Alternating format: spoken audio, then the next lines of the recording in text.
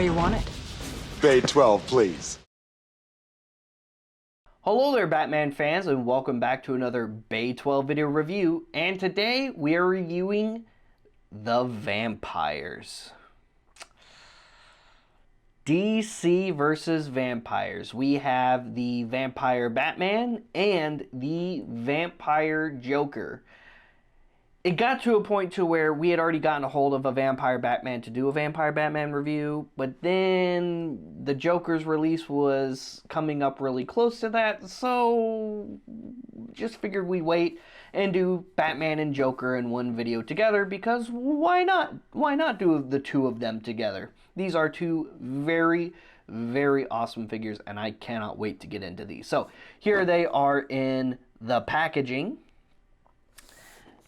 Here is that awesome artwork on the back. Honestly, I can't decide which one I like more artwork-wise, because I especially love the bloody bats just around this very dark, grotesque Batman as a vampire right here, but I also really like just this big Joker grin vampire with the fangs just hanging down, and he's got the blood on his cheek. I mean, the artwork on both of these are very, very fantastic.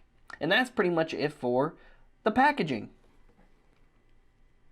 First off, here is Batman, and this Batman looks really awesome. I really dig the suit. Seeing him in a dark brown suit is kind of a nice change of pace. Not something we're used to seeing with a Batsuit, but it definitely works, I think. And I wonder if this started out as just a gray suit, a classic gray bat suit that just got soaked with blood, and that's why it kind of looks like this brown color.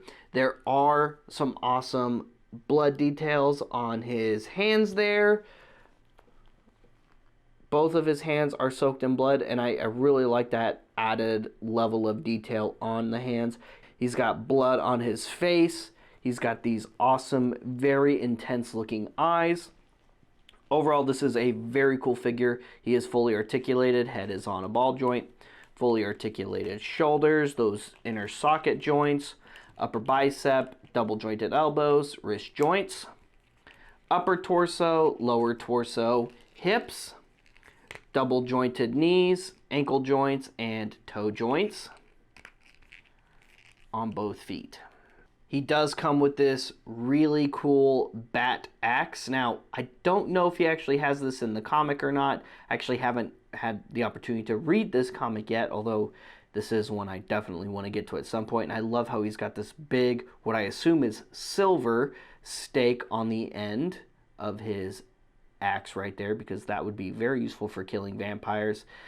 And he can wield that with his right hand. He can't quite wield it with his left because he's got that open, grasping-like gesture with the left hand there. But still a really sweet look for this character. Here is his data profile card with that awesome artwork on the front.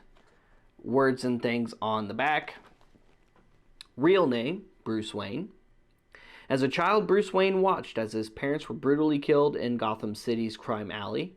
Traumatized by their deaths, he devoted his life to becoming the world's greatest weapon against crime, the Batman. To become the ultimate vigilante, the Dark Knight disciplined his mind and body to reach the pinnacle of mental and physical superiority in his relentless pursuit of justice. Yeah, cool, but nothing pertinent to the vampire story, so that's kind of lame. Just saying there. What the heck is this, Todd Father? You've got all this blank space you could have filled in here with info about him fighting vampires and facing off against some vampiric threat or something like that. Just something pertinent to DC versus vampires. We know the Bruce Wayne story. You don't have to reprint the same story on literally every Batman data file card. You know, just, I'm not asking for much here, but that's like a corner Hasbro would cut, just saying. Next up, here we have the DC Vampires Joker. And as awesome as this figure is, I wish the suit was dirtier. That's probably my only real complaint about this figure is the suit's too clean. The suit's too clean. At least the bat suit was like very, very dark in color. And for comparison, here you see them side by side next to each other. But even though the bat suit doesn't have like blood and stuff all over it, it still looks grittier and dirtier than the Joker suit with the dark colors, I think.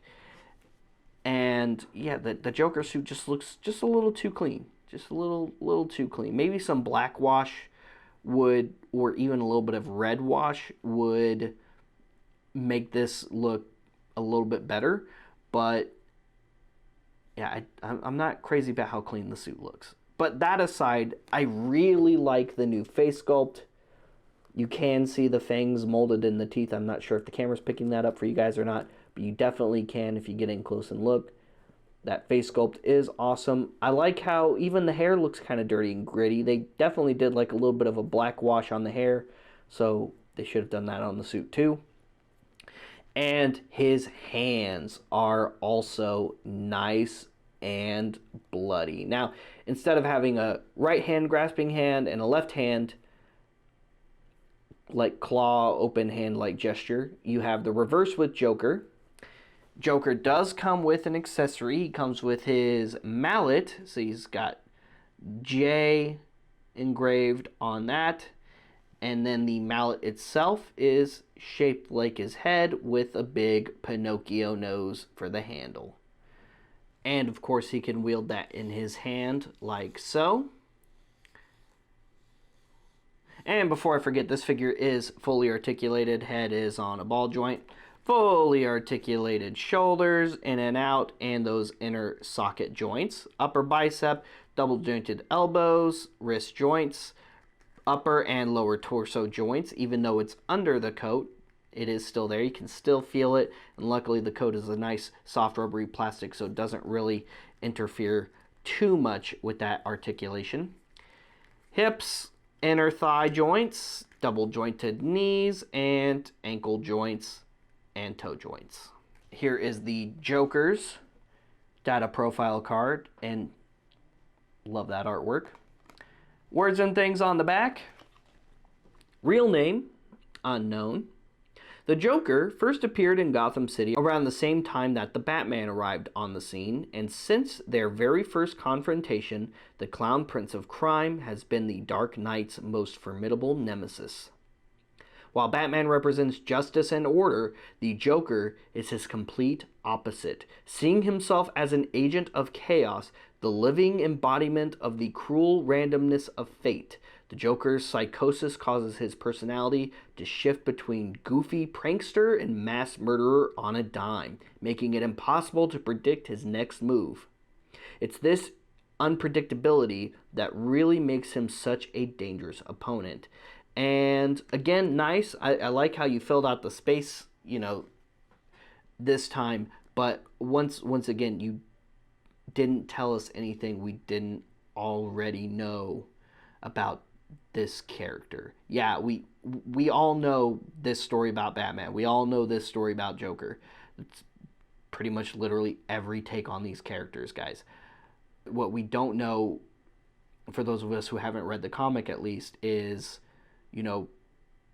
what makes the vampire Batman and the vampire Joker stand out. That's what should be on here. Not, Crime Alley, his parents died and he became Batman. Yeah, we know. We know Toddfather. And yeah, we know all about Joker being the Clown Prince, being a silly, goofy, whimsical guy. We know that too. You didn't tell us anything new here. Usually you tell us something new when we get new versions of characters, or at least something specific to these stories. I'm disappointed in these data profile cards. I know they're nothing super special. I know they're not probably the most popular aspect of collecting the figure. I mean, of course, that would be getting the actual figure, which, again, the figures are awesome. But don't be like Hasbro. Don't just cut corners on things that don't need to be cut corners on. This was lazy, and you know it. The figures are great, but the data profile card bios were lazy. Guys, thank you so much for tuning into today's review featuring both the Batman and Joker from DC vs. Vampires. Both of these figures look very good.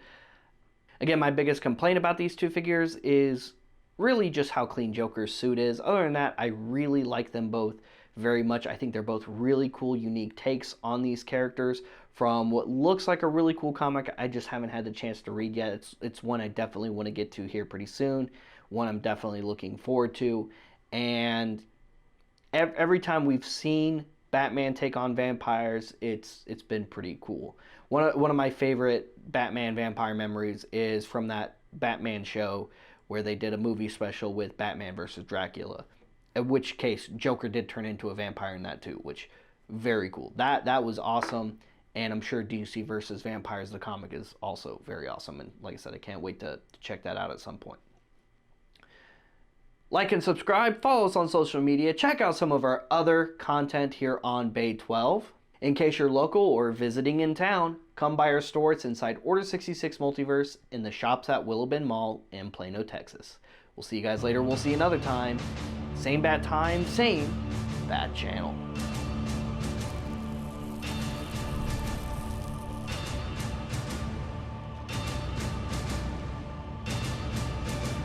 That's it, man. Game over, man. It's game over.